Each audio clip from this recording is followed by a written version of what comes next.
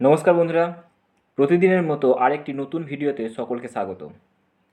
Talent search বৃত্তি পরীক্ষা বা সরকারি ক্লাস 8-এর যে পরীক্ষা হয় স্কলারশিপের, তার যে সিরিজ শুরু করেছি, আজ তার 5 নম্বর দিন। আগে 4টে ভিডিও অলরেডি দেওয়া হয়ে গেছে, যারা এখনও পর্যন্ত দেখোনি অবশ্যই দেখে নেবে। খুব ইম্পর্ট্যান্ট সিরিজ শুরু করেছি, খুবই ইম্পর্ট্যান্ট। তো বেশি কথা না বলে চলো শুরু করা যাক। আর যারা এখনও পর্যন্ত আমাদের চ্যানেলের সঙ্গে যুক্ত হওনি, সাবস্ক্রাইব করে অল নোটিফিকেশন অন করে দেবে, যাতে করে যে কোনো ভিডিও আপলোড করার সাথে সাথে যেন তোমাদের কাছে প্রথমেই পৌঁছে যায়। ওকে বন্ধুরা, তো চলো বেশি কথা না বলে শুরু করি। আজকে 20 কোয়েশ্চেন নিয়ে উপস্থিত হয়েছি। জিকে কোয়েশ্চেন 20, 20টা খুব ইম্পর্ট্যান্ট জিকে কোয়েশ্চেন রয়েছে। এই জিকে কোয়েশ্চেনগুলো বারবার পরীক্ষায় আসে। আমি সেই সমস্ত কোয়েশ্চেনগুলি প্রোভাইড করছি যেগুলো পরীক্ষায় আসবে বা এসেওছে এমন। প্রথম কোয়েশ্চেনটা কি বলছে, মরুভূমির জাহাজ নামে পরিচিত কোন প্রাণী?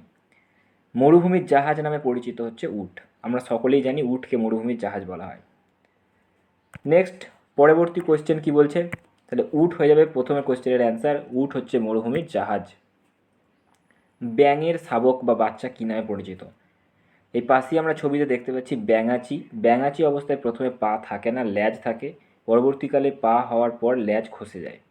তাহলে ব্যাঙের শাবক বা বাচ্চা ব্যাঙাচি নামে পরিচিত। পরবর্তী কোয়েশ্চেন, ভারতের জাতীয় পাখি কোনটি? ময়ূর। সকলেই জানি ময়ূর হচ্ছে ভারতের জাতীয় পাখি। বেসিক থেকে অ্যাডভান্স সমস্ত লেভেলের কোয়েশ্চেন এখানে প্রোভাইড করা হচ্ছে, বেসিক থেকে অ্যাডভান্স। সামনের ডিসেম্বরে পরীক্ষা রয়েছে, ক্লাস 8-এর যে স্কলারশিপ পরীক্ষা হয় সরকারি তরফ থেকে, তো সেই পরীক্ষার জন্য প্রিপারেশান চলছে। সিরিজটা শুরু করেছি, সকলে ভালো করে মন দিয়ে খেয়াল করে দেখবে।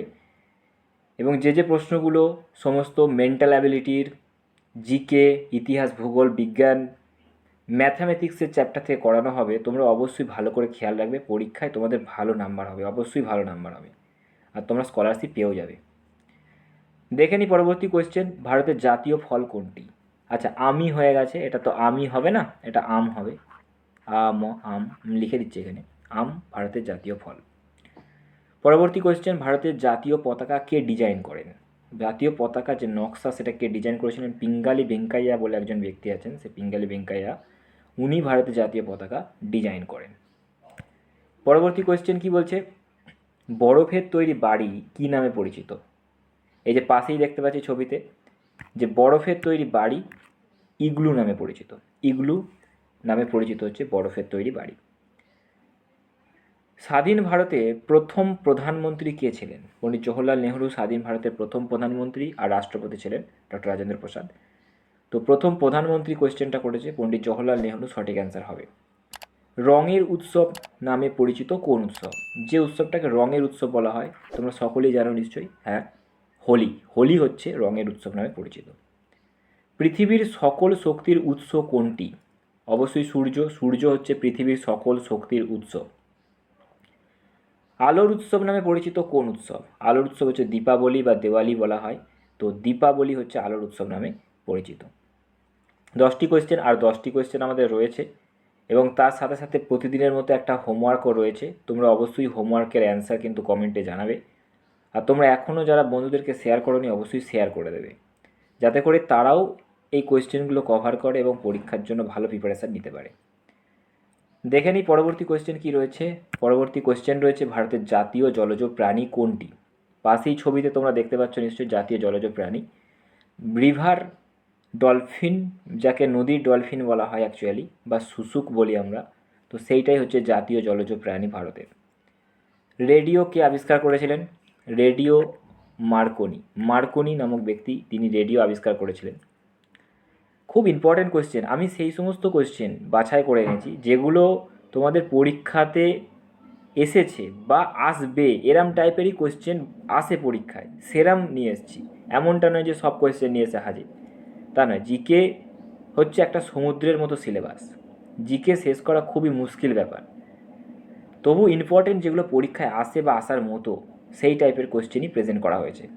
তোমরা ভালো করে কোয়েশ্চেনগুলোকে মুখস্থ করবে, রেডি করবে, যাতে পরীক্ষায় কোনো অসুবিধা না হয়। পরে কোয়েশ্চেন, অন্ধকারাচ্ছন্ন মহাদেশ নামে পরিচিত কোন মহাদেশ? সঠিক অ্যান্সার আফ্রিকা মহাদেশ অন্ধকারাচ্ছন্ন মহাদেশ নামে পরিচিত। ইউএসএ দেশের জাতীয় খেলা কোনটি? ইউএসএ যাকে বলা হয় ইউনাইটেড স্টেট অফ আমেরিকা, সেই দেশের জাতীয় খেলা কোনটি? তো সঠিক অ্যান্সার হয়ে যাবে বেসবল। এই যে পাশের ছবিতে দেখতে পাচ্ছি একজন একটা স্টিকের মতো নিয়ে বল মারছে, আর পিছন দিকে একজন ধরার জন্য হাতে গ্লাভস পরে আছে, গ্লাভস এই যে এখানটাতে। তো একজন এই যে স্টিকে করে লাঠি করে বল মারছে, তো এটা হচ্ছে বেসবল। এটা ইউএসএ অর্থাৎ ইউনাইটেড স্টেট অফ আমেরিকা, সেই দেশের জাতীয় খেলা। পরে কোয়েশ্চেন, মানব শরীরের সবচেয়ে ছোট হাড় কোনটি? মানব শরীরের সবচেয়ে ছোট হাড় স্টেপিস। সেটা কোথায় থাকে? কানের মধ্যে থাকে। তো তিনটে কানের মধ্যে মেন হাড়, একটা হচ্ছে ইনকাস, মেলিয়াস আর স্টেপিস। স্টেপিস হচ্ছে মানব শরীরের মধ্যে সবথেকে ছোট হাড়। ওকে বন্ধুরা, দেখে নেব পরবর্তী কোয়েশ্চেন। 16 দাগের কোয়েশ্চেন বলছে 1 সেন্টিমিটার সমান কত মিলিমিটার? সেন্টিমিটার থেকে আমাদের মিলিমিটারে যেতে বলেছে, তাহলে 1 সেন্টিমিটার মানে হচ্ছে 10 মিলিমিটার। 10 বাহু বিশিষ্ট আবদ্ধ চিত্রকে জ্যামিতিতে কি বলে? পাশের ছবিতে তোমরা দেখতে পাচ্ছ নিশ্চয়ই, যেখানে 10টা বাহু রয়েছে, 1 2 3 4 5 6 7 8 9 10। এই 10 বাহু বিশিষ্ট আবদ্ধ জ্যামিতিক চিত্র, একে ডেকাগন বলা হয়। কি বলা হয়? ডেকাগন। ডেকাগন বলা হয় একে। এক্স রশ্মি কে আবিষ্কার করেন? খুব ইম্পর্টেন্ট কোয়েশ্চেন, খুব ইম্পর্টেন্ট কোয়েশ্চেন। বেসিক থেকে অ্যাডভান্স, আস্তে আস্তে আস্তে আস্তে অ্যাডভান্স লেভেলের যত বড় লেভেলের কোয়েশ্চেন হয় সমস্ত কোয়েশ্চেন কভার করা হবে। এক্স রশ্মিকে আবিষ্কার করেন উইলহেলম রন্টজেন। উইলহেলম রন্টজেন তিনি এক্স রশ্মি আবিষ্কার করেছিলেন। এক্স রে যাকে বলা হয় আমাদের চিকিৎসা ক্ষেত্রে ইউজ করা হয় মেনলি, তো সেখানে এক্স রে প্লেট বলা হয়, এক্স রে করা হয়। কী করা হয়? হাড় কোথাও ভেঙে গেছে কি না দেখার জন্য মেনলি সেটা ইউজ করা হয়, এক্স রে বা এক্স রশ্মি। বায়ুর চাপমাপক যন্ত্রের নাম কি? তো বায়ুর চাপমাপক যন্ত্রের নাম হচ্ছে ব্যারোমিটার। হাইড্রোক্লোরিক অ্যাসিডের সংকেত কি? হাইড্রোক্লোরিক অ্যাসিডের সংকেত হচ্ছে HCl। HCl হচ্ছে হাইড্রোক্লোরিক অ্যাসিডের সংকেত। তো এই ছিল আজকের 20 কোয়েশ্চেন। আর তোমাদের জন্য রয়েছে একটা হোমওয়ার্ক, তোমরা অবশ্যই কমেন্টের অ্যান্সার করে দেখাবে। তো হোমওয়ার্কটা দেখে নিই কী আছে। পশ্চিমবঙ্গের বর্তমানে কয়টি জেলা রয়েছে? এটা তোমাদের জন্য হোমওয়ার্ক। এটা হোমওয়ার্ক করবে তোমরা, অর্থাৎ কমেন্টে তোমরা অ্যান্সারটা জানাবে। পশ্চিমবঙ্গে বর্তমানে কয়টি জেলা রয়েছে তোমরা কিন্তু কমেন্টে অবশ্যই জানাবে অ্যান্সারটা। তো এই ছিল আজকের ভিডিও।